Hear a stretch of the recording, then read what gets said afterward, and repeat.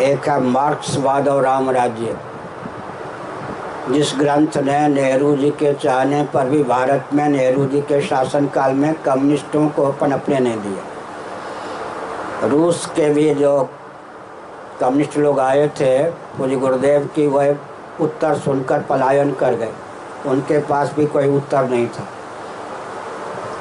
उस ग्रंथ का नाम है मार्क्सवाद और राम राज्य। एक ग्रंथ वहाँ के जो संपादक हैं मेरे गुरु भाई हैं, मैंने प्रेरणा दी तो भक्ति सुधा नामक ग्रंथ है। दोनों ग्रंथ लगभग 1000 पृष्ठों के हैं। भक्ति सुधा, ये 2 ग्रंथ गीता प्रेस से ले लीजिए। गीता प्रेस में जो पुस्तकें मिलती हैं लागत से भी बहुत कम कीमत पर मिलती। सेवा की भावना से ग्रंथ छापे जाते हैं, जो घाटा लगता है वो धनी व्यक्ति पूर्ण कर लेते हैं। उसकी मर्यादा ये है कि घाटा जो लगता है, एक तो 5000 से कम कोई ग्रंथ छापते नहीं, अपना प्रेस है उनका, फिर भी कोई घाटा, हाँ अच्छा ठीक है आपके पास है बहुत अच्छा, फिर भी घाटा लगता है तो धनी लोग जो हैं उस घाटे की पूर्ति कर देते हैं, लेकिन कीमत नहीं बढ़ने देते हैं। भक्ति सुधार ये दोनों ग्रंथ पढ़िए। और उपासना, त्याग, संयम, संघर्ष, पूर्ण जीवन सिद्ध होने पर भी अपने को साधक के रूप में प्रस्तुत करना उनकी विशेषता थी। 3 बार स्नान करते थे, 3 बार पूजन करते थे। सावन भाद्र महीने में हम लोगों को 3-3 घंटे 4-4 घंटे रोज पढ़ाते थे। 1.5 घंटा फिर भागवत पर या और ग्रंथ पे प्रवचन करते थे। नकल मत करना। शीर्षासन पर मध्याह्न काल में 2.5 घंटे में दुर्गा सप्तशती का संपूर्ण सहित पाठ करते थे रोज। रात्रि के 1:30 बजे उठ जाते थे। 10 बजे सोने को मिला तो 1:30 बजे, 12 बजे सोने को मिला तो 1:30 बजे, सभा आदि में विलम्ब हो जाने पर 1 बजे सोने को मिला तो 1:30 बजे, वो भी नहीं मिला तो 1 घंटा भी नहीं। रात्रि के 1:30 बजे फिर 2 बजे तक ध्यानावस्था में रहते थे, फिर स्नान करते थे, फिर 10 किलोमीटर पैदल प्राय अकेले ही स्नान के बाद शिव विद्या के स्तोत्रों के पाठ करते हुए घूमते थे। और जब कार्यक्रम में होते थे तो 10 से 1 बजे तक कार में ही विश्राम कर लेते थे। जंगल में ही कार रुकवा देते थे। ऊपर कलश में जल भरा होता था, स्नान आदि कर लेते। ड्राइवर से कहते 10 किलोमीटर दूर जाकर खड़े कर देना, पूजन की तैयारी रख। तो बहुत दिव्य जीवन था। वे महापुरुष जिन्होंने वैदिक वाङ्मय को विशद किया, सूत्रात्मक ज्ञान विज्ञान को विशद किया, विलुप्त ज्ञान विज्ञान को प्रकट किया, विकृत ज्ञान विज्ञान को विशुद्ध किया। और स्वतंत्र भारत में भी कई बार उनको जेल में डाला गया। गोरक्षा के लिए तिहाड़ जेल दिल्ली में रहे। हिंदू कोड बिल के विरोध में पूरे भारत में प्रचार किया। मंदिर में जो प्रवेश की शास्त्रीय मर्यादा का उल्लंघन किया जा रहा था उसका प्रतिकार किया, विरोध किया। भारत के विभाजन का आरएसएस ने नहीं, केवल उन्होंने विरोध किया। आरएसएस तो मौन था। उनको लाहौर जेल में डाला गया था। अत्यंत क्रांतिकारी, क्षमाशील, दयाशील और शास्त्रार्थ में इतने निपुण थे कि विरोधी को मार्गव्यय देकर संस्था की ओर से बुलाते थे। अपने मंच पर उसे उसके भावों को व्यक्त करने का अवसर देते थे। उसके बाद माइक लेकर उसको बुद्धू बनाने का प्रयास नहीं करते। आपने यह कहा, यह कहा, यह कहा, लेकिन आप चूक गए। आपका आप यह भी कह सकते थे, यह भी कह सकते थे, यह भी कह सकते थे, यह भी कह सकते थे। वो बेचारा लोटपोट हो जाता। समझ गए?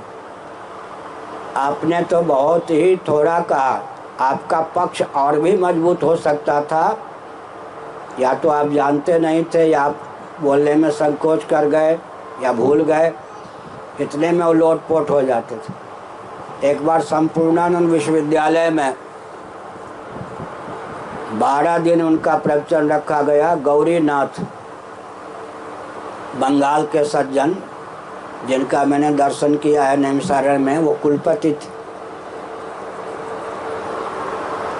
6 नास्तिक दर्शन, 4 बौद्धों के प्रभेद, जैन और सिख, चारवाक मिला के 6, और 6 आस्तिक दर्शन पर उनको प्रवचन करना था।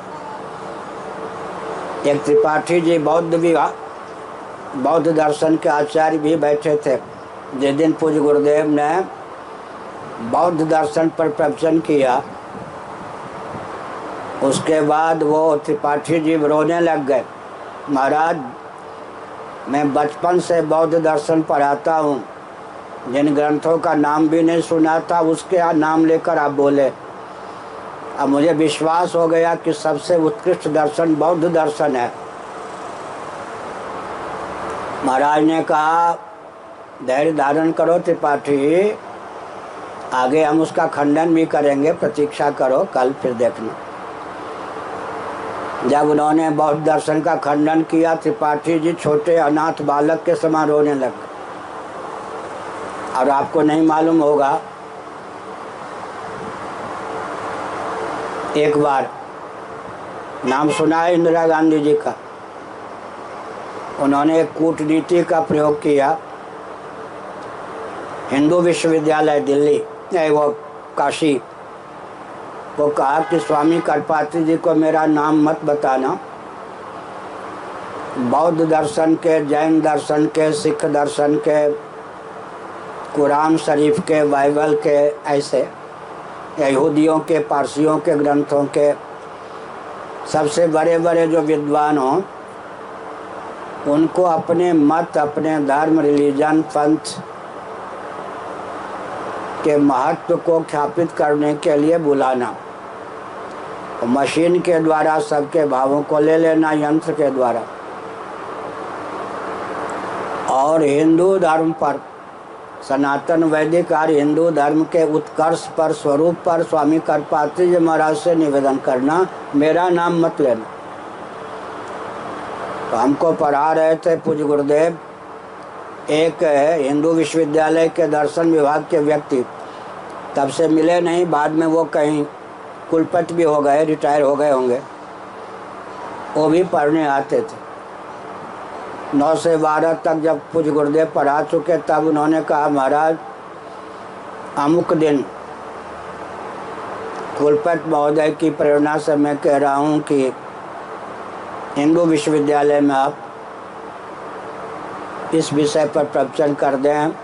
तो उन्होंने कहा कि काशी की सीमा के बाहर हिंदू विश्वविद्यालय है, सावन भाद्र महीने में हम सीमा का उल्लंघन नहीं कर सकते। जिस दिन अनाध्याय हो, जिस दिन वो नहीं पढ़ाते थे अष्टमी आदि, वो दिन मशीन ले आना, मेरा भाव प्रश्न कर देना, उत्तर ले जाना। ऐसे हुआ। बाद में सेमिनार पूरा होने के बाद जिस धर्म, पंथ, मजहब के जो गुरु थे, सबसे बड़े सिद्ध हुए, उनका वक्तव्य यंत्र के माध्यम से भेजा गया इंदिरा गांधी को।